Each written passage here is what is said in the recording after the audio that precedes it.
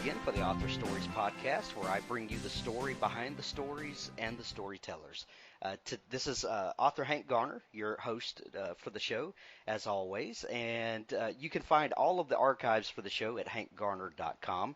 And thank you for joining me. This week, my guest is Ted Kosmatka, and he has a new book out that has really kind of been burning up the charts and getting a lot of attention, and I am proud to have him on the show this week. Welcome, Ted. Thanks for having me. I appreciate it. Yeah, you're more than welcome. I start the show by asking each of my guests to give us a little glimpse into your history as a writer. What was your first inclination that you wanted to be a writer? My first thing, I was one of those kids that I sort of grew up writing. I grew up, from a very young age. I was always writing stories, and I remember actually stumbled across this a few years back, but I think I was like in second grade or maybe first grade when I started compiling my little stories into notebooks that were sort of stapled together with crayon drawings and like a little story to go with it. So I always had this idea that I was a writer, just from a really, really young age. And then I read a lot, of course, as a kid. Read a lot of Stephen King. Read a lot of Michael Crichton. Those were the two big ones. Ben Bova, Orson Scott Card. I just loved science fiction. I was always drawn to science fiction, and so whenever I would write my stories, all my stories would be science fiction in one manner or another. In high school, I guess, is whenever I started actually finishing the stories, and then that's when I started sending them off. And I got a lot of rejections, years and years and years worth of rejections. They say that you need to write 100,000 words before you can finally find your voice and know what you're doing. And I definitely did at least that many words before I ever sold a short story. But I began as a short story writer, then parlayed my way into novels from there. Ted, with over 50 podcasts that I've done, and that includes over 60 authors, the vast majority of them said, "Oh, well, I've just always been a writer," and your story is no different. That has become such a common theme on this podcast, is that when you meet an author, and especially a successful one, they just say, "Well, I've just always been a writer." Do you think that's a gift that you're born with, or is that something that is cultivated by our environment? Where do you think that kind of creative gift comes from, if you can call it a gift? Yeah, I don't know. Sometimes I think it's a curse. I don't know, but no, I agree. It's I'm not sure. I just feel like it was always in me. I come from my mother. She was a writer, and so I would see her writing, and I think that might have had something to do with it, or maybe I'm just projecting that. Maybe had I been adopted into another family, I would have still, been drawn to it.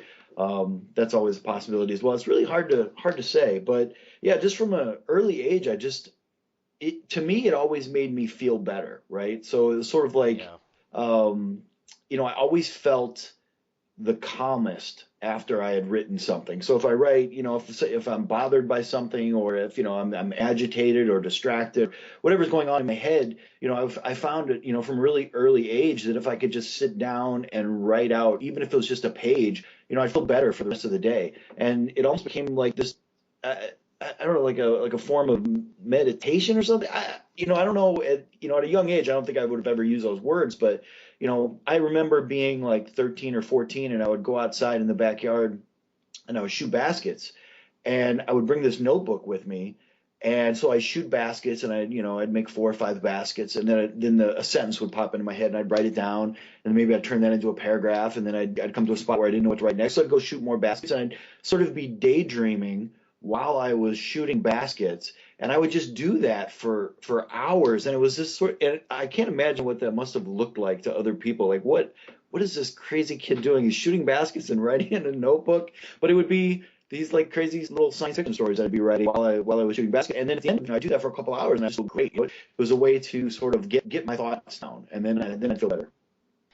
Well, at the risk of sounding weird and kind of woo-woo, writing really is kind of a transcendental experience. I think that's interesting with you with shooting baskets, because I think we all have some sort of a ritual that kind of gets us in the flow, or summons the muse, or I don't know. Everybody has a different term for it, but Yeah. it really is this weird connecting with another part of our brain, or whatever it is. That's great to hear. Yeah. Yeah, I always felt much smarter writing than I did speaking, and that was another part of it. Like sometimes I feel like I write things to figure out what I really think about them. How I really feel about something. Until I write about it, I'm not really sure. It's a sort of way of getting everything down in a straight line, and it's a way to sort of analyze my feelings about a certain subject. Awesome. What was your first story that you um, took seriously, or maybe not took seriously, but what's the first one that you felt confident enough that you could start feeling like, okay, I can do this? Like, at what point in your life do you think you had put in the work that you said, you know what, I think I can be, an actual successful writer? When did that point in your life come? That's an interesting question, because I've had this sort of, and I don't, and I've always wondered if this is normal. You talked about, about writers having sort of this common experience. I've always wondered if this is unique to me or if this is something other writers did, but I had a lot of confidence when I was really young, and like when I was a teenager and when I was a young writer before I'd ever actually, you know, started submitting and everything. I had this idea that for sure I'm going to be a writer when I grow up. That's what I'm going to do. I'm going to do other things too, but I'm going to be a writer. And I just had this confidence. And then sort of reality hit with the rejections. And then the years of rejections went from 1 year to 2 years to 5 years to 7 years to 10 years of rejection. And then I hit this point where I actually just lost hope completely. And I had this sort of like hitting the wall moment. And I was in my 20s at the time. I think I was probably 26 or 27 when I realized I'd been writing and I'd written all these stories and hundreds of thousands of words. And I thought to myself, wow, this is just not going to happen for me. I must not have it. Whatever it takes to be a writer, I must not have that in me. It's not in me to do this. And I just totally gave up. I just totally in my head thought to myself, this has been a complete waste of time. What am I doing with my life? And I decided, all right, I'm not going to be a writer. I'm not a writer. It's not going to happen for me. And I remember the moment that realization occurred to me. So I'm sort of answering the opposite question what you're asking, but it'll come back around full circle, I promise. But I had read Stephen King's On Writing, and he talked about having this spike that hung on the wall in his bedroom, and he would put all his rejection slips on this spike. And so what I had done, I had this drawer, and actually the drawer is sitting right next to me right now. I still have it. I still have it to this day, and it is still full of rejections. It's this little brown cabinet thing. And what I had done, I'd always put my rejections in there. And I got to the point though where I couldn't fit any more rejections. It was so full of paper, I would open it up and the drawer really wouldn't want to open anymore. And so to wedge any more paper in there became an impossibility. And I realized, hold on a second, Stephen King never talked about having two spikes. He had one spike. Right. Like I'm gonna need a second drawer of rejections. And I was like, that's when it sort of hit me that it was not going to happen. And so I decided to give up. And so I did give up. And what I found though was after giving up on becoming a writer, giving up on selling anything, I realized that I couldn't stop writing, or I couldn't figure out how to stop writing. I still needed to write. I still, in order to get my head straight, in order to sort of keep my own sanity, I had to sit down at the keyboard and I had to write. And so I did. And so I wrote without hope.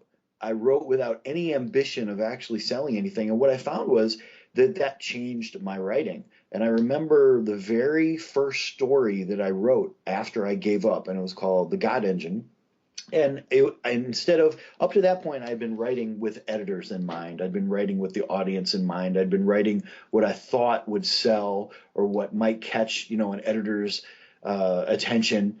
But this story, The God Engine, I wrote it just for myself. I wrote it without the hope of ever selling it, without the hope that it's even going to make any sense. It just sort of had a lot of inside baseball stuff in it in terms of my own thinking and the way I felt about the world. And so I wrote it over the course of about a week and a half, and I finished it, and it was sort of like freeing. It's like, oh, I finished it, but now I don't have to worry about selling it. But then it just sat on my desk, and I thought, well, geez, that's done. I might as well send it off somewhere, and Right. and so I did, and that was the very first short story that I sold to Asimov's magazine.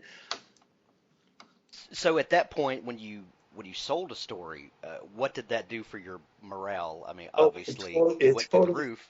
right. It totally changed everything. I remember, I'd gotten so many rejections from Asimovs, and there was sort of a pattern to it, right? The letter you would open it, it would always be a compliment at the beginning of the letter saying, "Oh, we really enjoyed the story," and then we'd get around to the second paragraph or the second part of the rejection, which would be, "However, unfortunately, or alas," or whatever the wording they would use. Then it would come to the part where they say they weren't going to buy it. But this letter, so I opened it, and I remember opening it. I had no, I just assumed it was another rejection. I opened it up, and it started with so instead of starting with a compliment, it sort of started with a negative, and it was sort of, I don't remember the wording, but it was basically started with like a negative statement about the story. And I thought, well, geez, they're just jumping right into it. And but then it circled back to a compliment, and then the last line was, "We're accepting it." And I remember reading that and thinking, hold on a second, I must not be understanding this.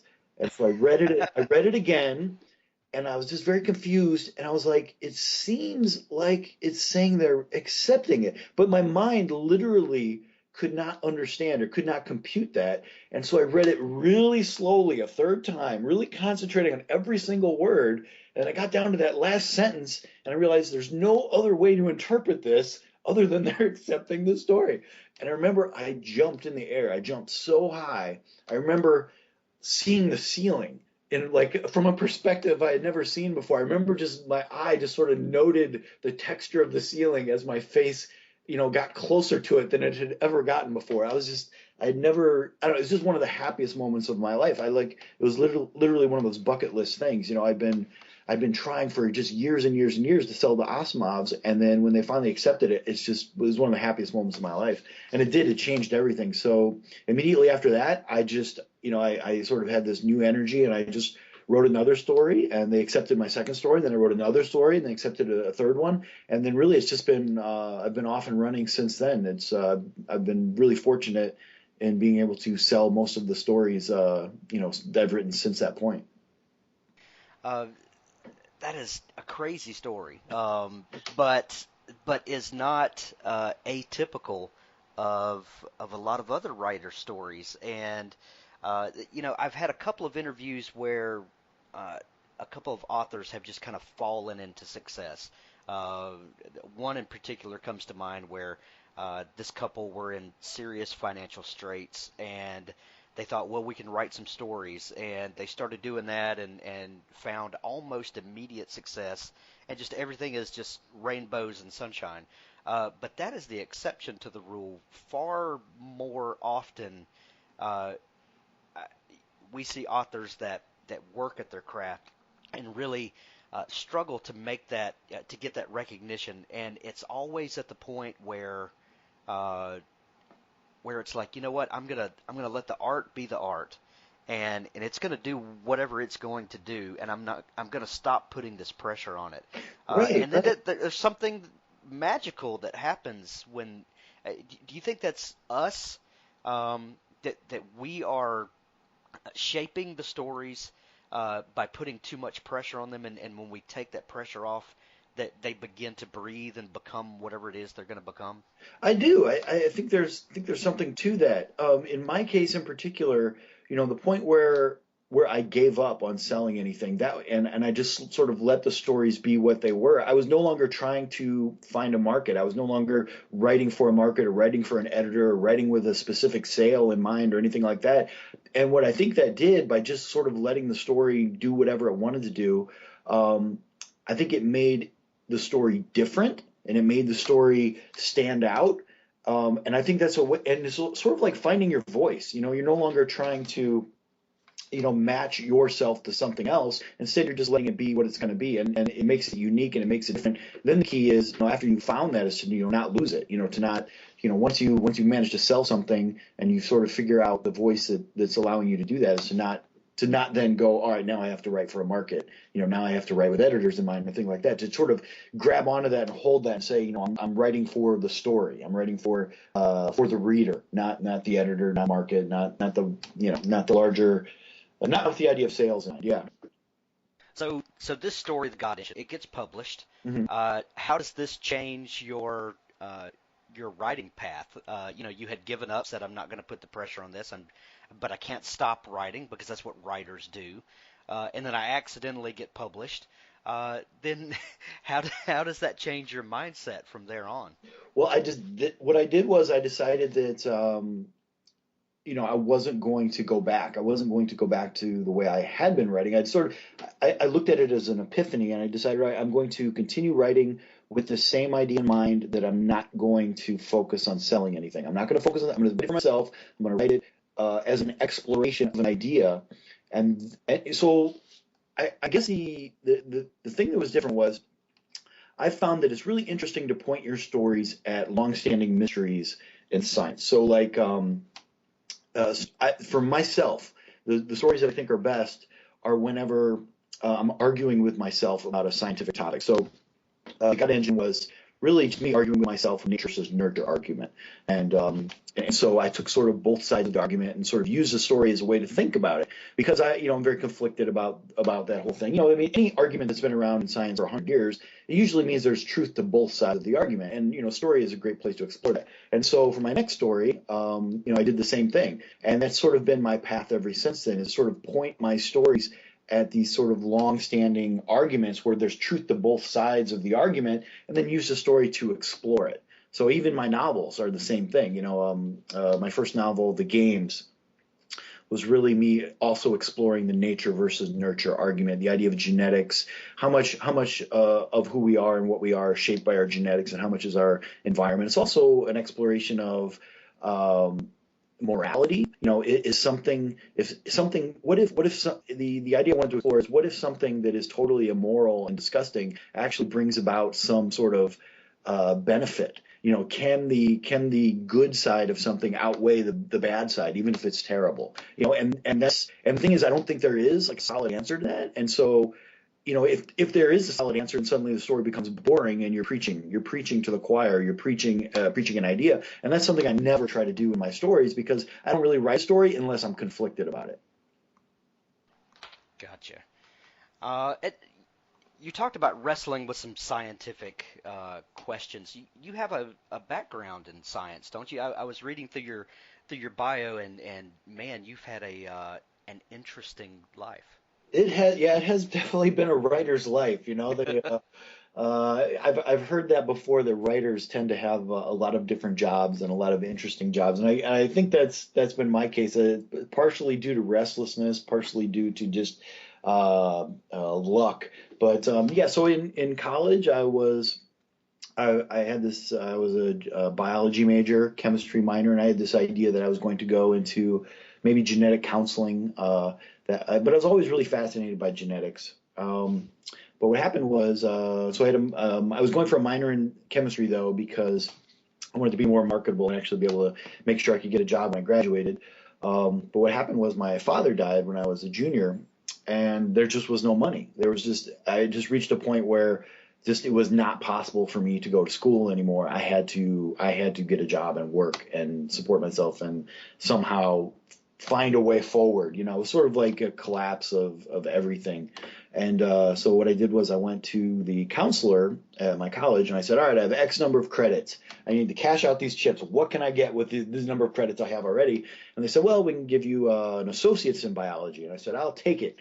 So I just took my credits I had. I got an associate's in biology. Then I immediately went to the Indiana Department of the Employment Agency, Indiana State Employment Agency, and I filled out a resume, and I said, all right, what job can I get with this, with an associate's in biology? And it turns out there weren't a ton of jobs, but one of the jobs they offered, they said, well, we can get you a job in a steel mill.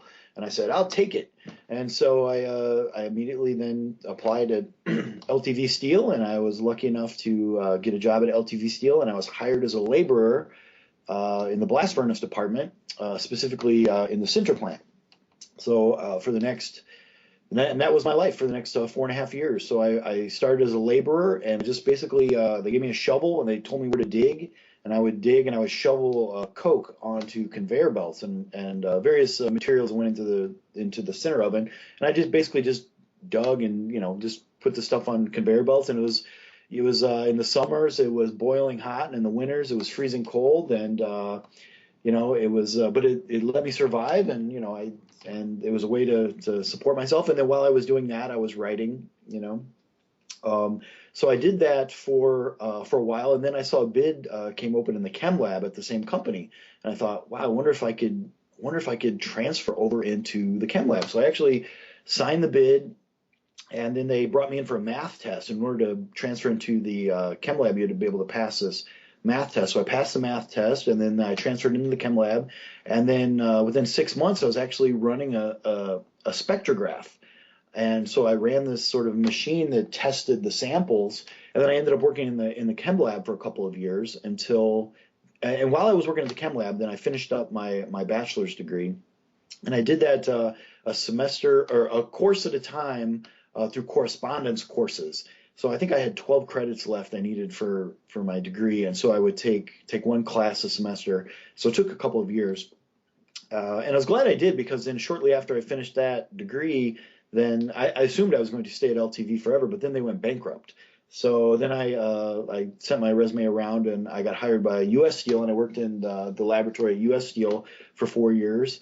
And then after working there, I then got hired by ArcelorMittal Steel, and I worked in the research lab at ArcelorMittal Steel, where I got to run an electron microscope occasionally. So that was quite an experience. So I'm probably one of the very few people who started their steelworking career, shoveling sinter onto a conveyor belt, and ended up, looking at steel under an electron microscope.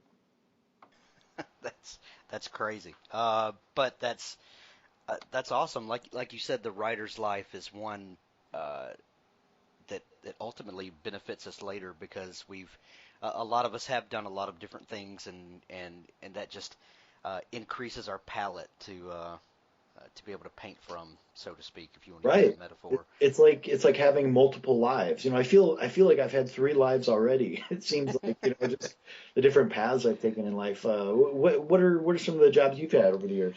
Oh man, I work in web design and IT, and uh, all sorts of stuff. I worked for a musical manufacturer before, making musical instruments and all sorts of stuff. Written for the newspaper and all kinds of stuff like that. Yeah, three or Cool. four different lives. Yeah. So after you publish the God Engine, then things start. Obviously, your confidence soars.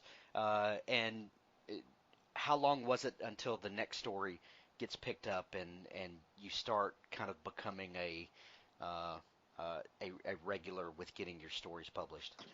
It was really the very next thing I wrote. So the very next thing I wrote after my first story got published, and then the next thing, and really after that first sale,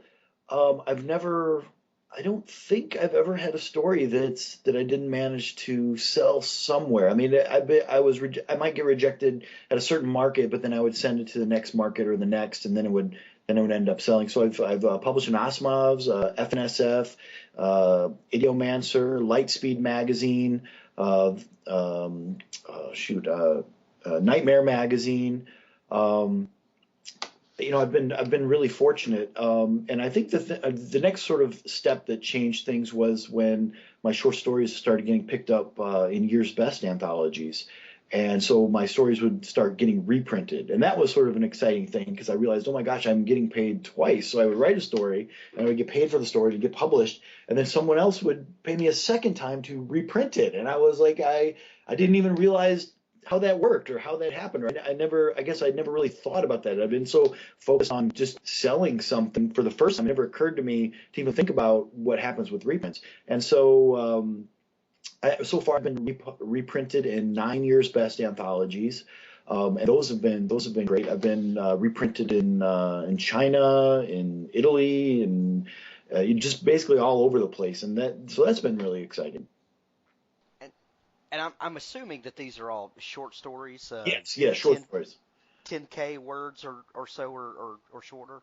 Yeah, I found that my natural length tends to be about 12 to 15,000 words, so sort of a Okay. novelette length, and then I Right. have to try to trim them down as much as possible to increase the odds of finding markets for them in the short story magazines. And but yeah, but the first draft is always like 12,000, 15,000 words, and I can usually get it down to around 10,000 a lot of times anyway. Got you. But you've also written three novels, Yes. and you have a brand new one out that we're going to talk about in a minute.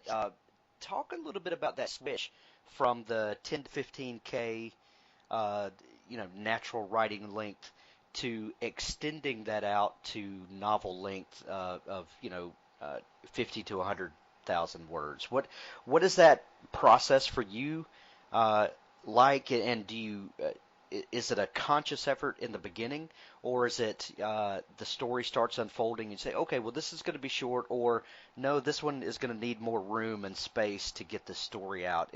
Is there a difference for you? Oh, definitely, definitely. So I always liken novel writing to it's like a commitment, like marriage, whereas short stories it's like dating. It's like you start writing a short story, That's a great analogy. you spend 2 weeks on it or 3 weeks if you really want to polish it, and it's fun and it's exciting, and you do it, and you're like, that's I've accomplished something. Here it is, boom. But a novel, it's you are committing at least a year of your life to writing this thing out. And sometimes in my last novel, I spent 2 years writing it. And during that 2 years, I didn't write any short stories. And so that was sort of painful for me because, I love short stories. But I couldn't let myself do it. I was like, no, I have to work on this novel. I can't split my attention. I got to focus on just this thing. But so the first novel came about because I realized that the idea was too big to be a short story, and it began. When I started writing it, I assumed it was a short story, and then very quickly, really within just a couple thousand words, more of it just entered my head, and I realized, oh my gosh, there's just no way to tell this in a short story. There's too many facets to it. I'm gonna have to turn this into a novel, and so I began it really without realizing the commitment that I was making. And yeah, so I spent a year writing it. The first draft took about 9 months, and then about 3 months of serious revisions to get it finished. But I was pretty happy with it when it was done. So What was the process like for you when you finished the book to start shopping it around and trying to find a publisher for it? And was the games your first full novel that you'd written? yes, it was I had written other things that felt like they were longer, but I would lose interest in them and I'd go back to short stories. And I realize now in retrospect that's because I didn't really have a novel idea or a novel length idea. I just had like a world I wanted to walk around in, but I didn't have like sort of a through line for the story. Whereas the games, right from the beginning, I knew how it was going to end, so I just had to get there, and I realized it was going to take me 100,000 words to get there. But shopping around a novel for anyone out there who hasn't done it is incredibly painful. It's just it's not fun. It takes forever. It's writing a novel is easier than shopping it. But I sent it out, and I had two different agents for it. And just getting an agent for it was a process that was difficult. And then they sent it out, and it just takes months and months and months while you're just sort of waiting to hear back. And it was sort of so that novel I actually didn't go anywhere for quite a while. At some point, I gave up on that. And I thought, okay, well, this novel's not going to sell. I guess I'm just a short story writer, and I focused more on short stories again. And then I was introduced to Seth Fishman, my current agent, and he wanted to see it, so I let him see it, and so the rest is history.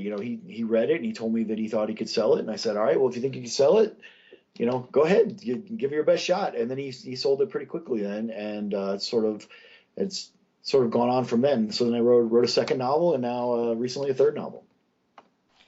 Awesome. What's the story behind that first novel? The elevator pitch on it is what if genetic engineering became an Olympic event? And so the idea is that in the far future, you have countries will actually genetically engineer gladiators for the Olympics. Now, the only rule is that no human DNA can be used in the gladiators. So these aren't human gladiators that are fighting to the death. The idea is that they're animals, and that you could create these animals with just the idea in mind that they exist for only one purpose, and that's to fight each other in this big event. And it actually becomes the most popular sport in the world. So all different countries will invest all this time and energy and science into creating these gladiators, and which then everyone watches.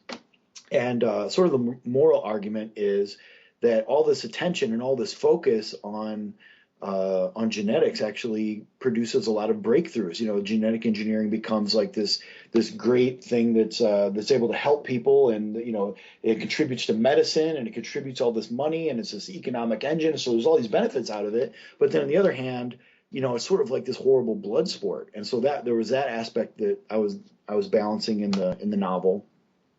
And then also the idea of of nature versus nurture. How much of who and what we are is genetic, and how much is our environment. But and then of course at its heart, though, in a lot of science fiction, things go horribly wrong. And of course in my novel things go horribly wrong, and you sort of you have to sort of pay for the crimes that you commit. And well, I should probably not give away what happens, but that's basically the premise. So when that novel comes out, did your uh,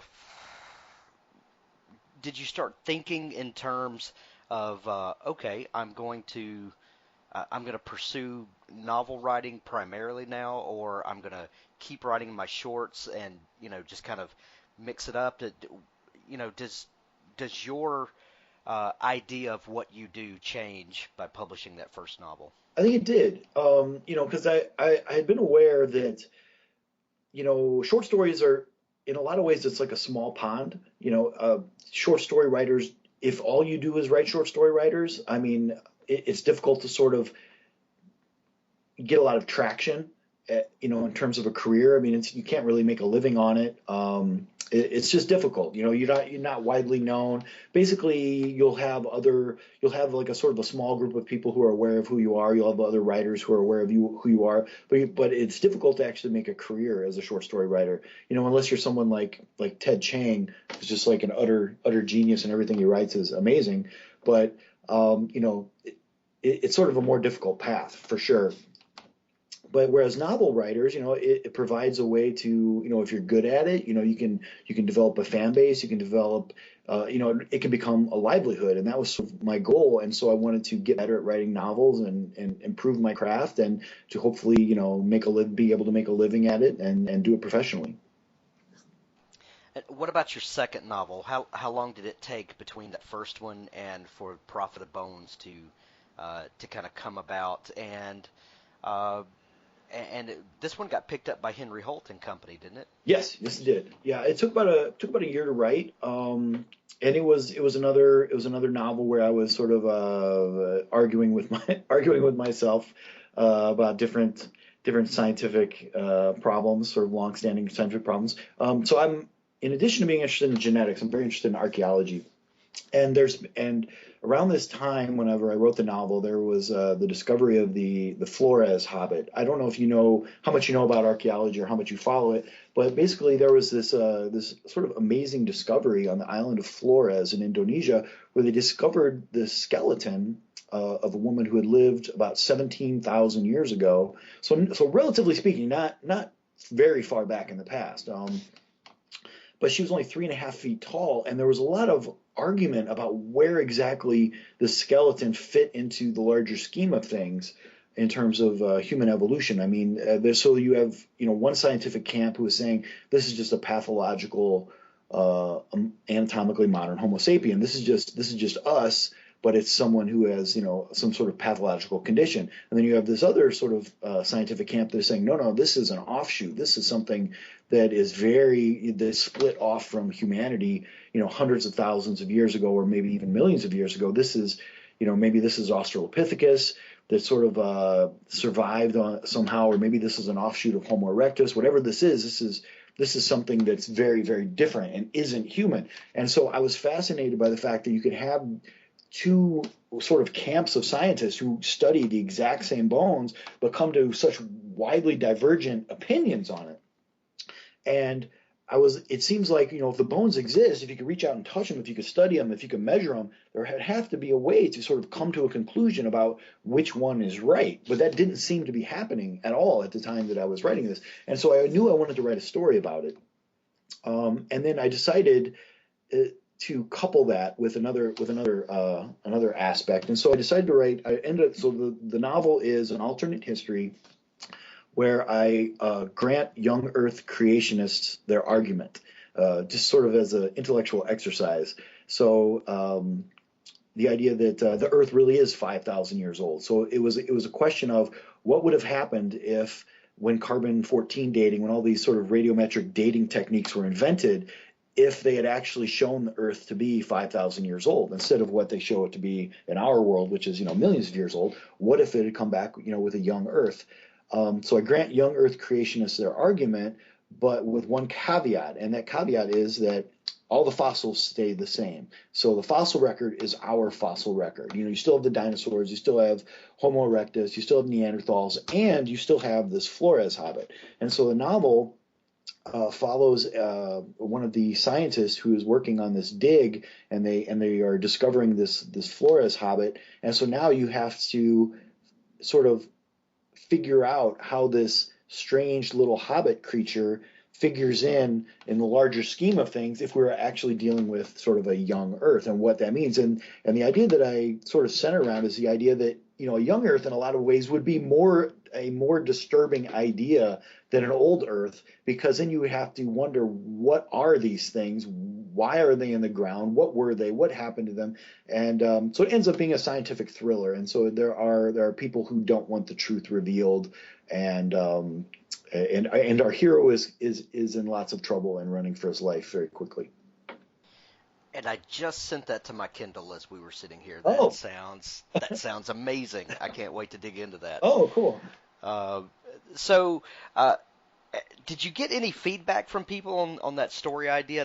That sounds to me like that could really get the ire of several different groups by kind of taking that idea and twisting it and playing with it.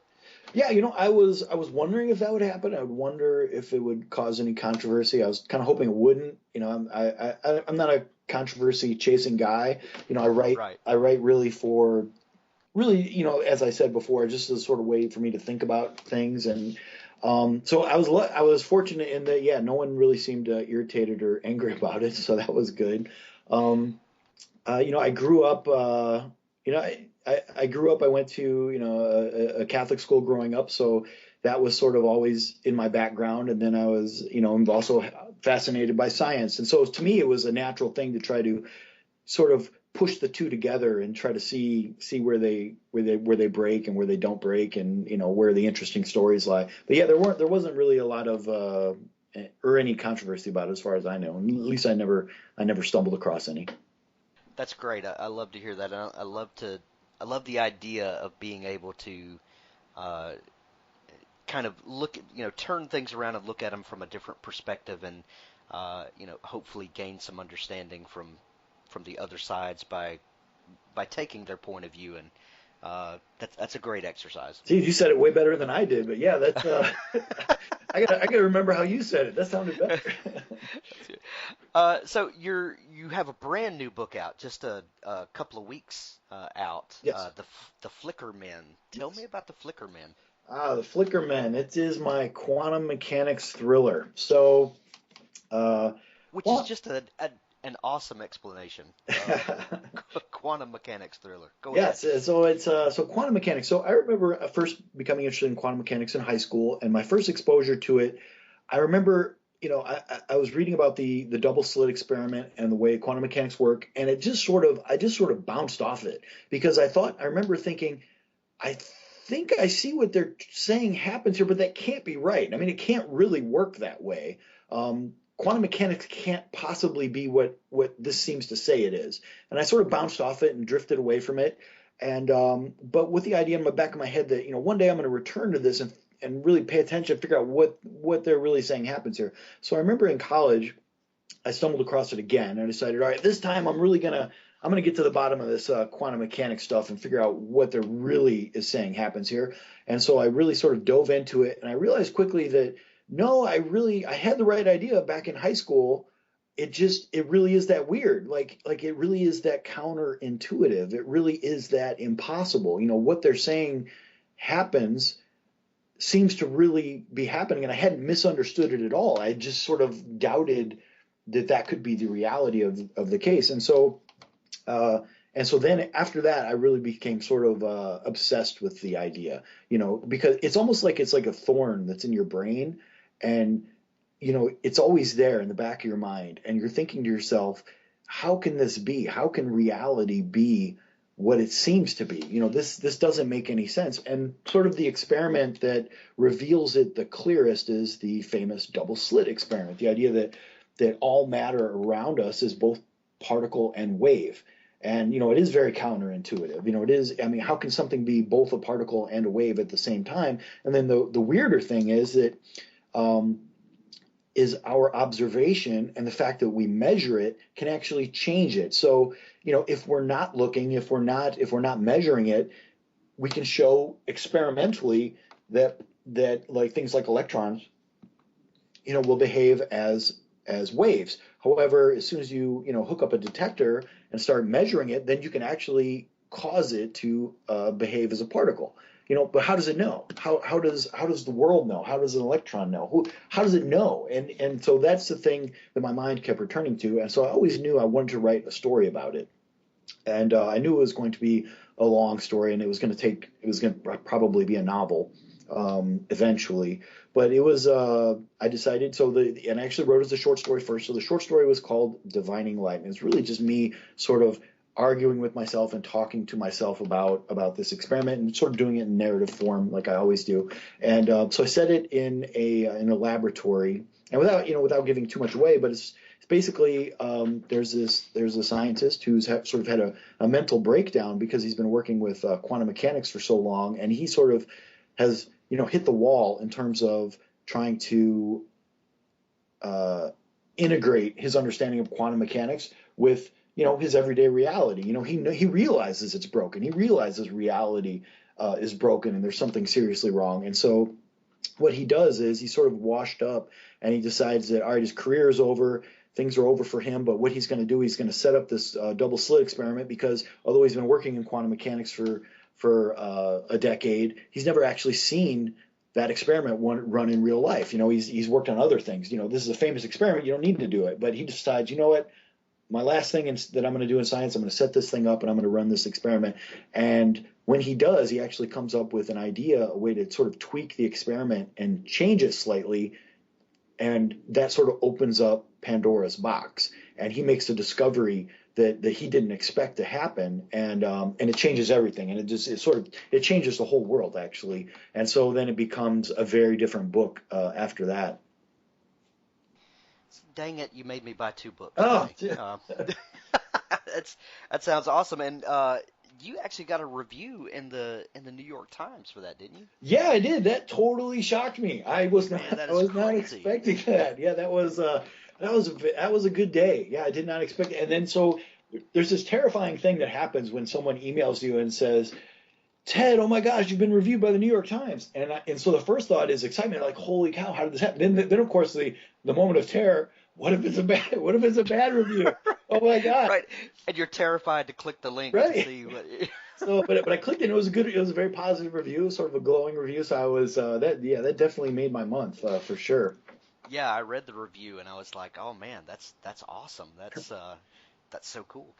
Uh, Ted, we're going to run out of time soon, Oh, sure, but I want to leave you with a question sure. that because a lot of our audience are writers, and the reality for a lot of writers nowadays is that we are working writers who also work at something else, Yes. and we juggle a lot of things.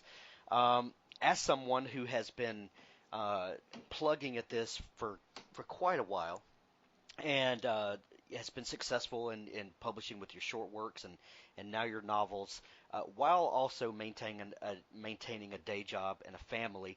Uh, what advice would you give to people to not get discouraged while pursuing your heart's passion to write and to get these stories out there while also kind of keeping the other plate spinning that a lot of us have to do? Man, that is a tough one, and I don't know that I've ever really figured it out myself. I have juggled a lot of different things, and there hasn't been enough time in the day. And I did become discouraged, and I did try to quit, and I just couldn't. So I guess the thing that I would say is if you're a writer and you can't stop yourself from writing, then just do it. Then just keep going, keep chasing after it, keep finding trying to find ways to get your work out there, and eventually, the doors will open up for you. Just keep trying to improve your craft, keep trying to change, keep trying to learn. I think any sane person in my shoes would have quit, long before I did, and I did end up trying to quit at the end. So, yeah, I don't know that I have the answer to that at all. Finding other writers that you can be friends with and that sort of give you sort of moral support, that can be really beneficial. I was very lucky in that, my mother was a writer, when I was growing up. So it's like I had this person who I saw was going through the sort of same struggle. And ironically enough, so although my mom was a writer and she was always trying to write, she never actually sold anything until around the same time that I sold something. So she broke in as a novelist around the same time I broke in as a short story writer. So we sort of broke in independently of each other. So that was kind of interesting. But at least I did have her to sort of talk to about it. So I guess finding a support group would be good, like writers groups. Writers groups are an excellent way to connect with other people that are have the same struggles as you. Um, And kind of living in that tension sometimes for me is kind of confirmation that you're on the right path. That sometimes the the presence of the pushback of life lets you know that you're doing something right. Maybe oh that's yeah. kind of a twisted way of looking at it, but that's kind of what motivates me is you know uh, anyway, where can people find you and connect with you and follow your work? Do you have a website I do. If you and just Google my name, my website is online. I'm also on Twitter, at I think it's T at Kosmatka, Twitter. But you could just Google my name on Twitter. That'll pull me up as well. I'm also on Facebook, just my name, Ted Kosmatka. I have a Facebook page. So yeah, any of those ways. There's also an email address that's on my website if you want to contact me that way. But yeah, those are the main ways I'm out there in the world. And then of course Amazon. If you want to buy my books, you can always click on over there. So and I know you have a brand new book out, but are you already dreaming up the next story? I am. I have something else started. Awesome. So I will hopefully. I knew you would, but Right. that I was a can't. loaded I can't question. stop. It's an addiction. So or That's great. therapy, one or the other. Excellent. Ted, thank you so much for taking time out of your Saturday to join me, and we'll send everybody over to your website and pick up your stuff. Oh well, thanks a lot. Thanks for having me. This has been great. It's been a lot of fun. If you ever want to do it again, just let me know. I'm happy to jump on and talk to you.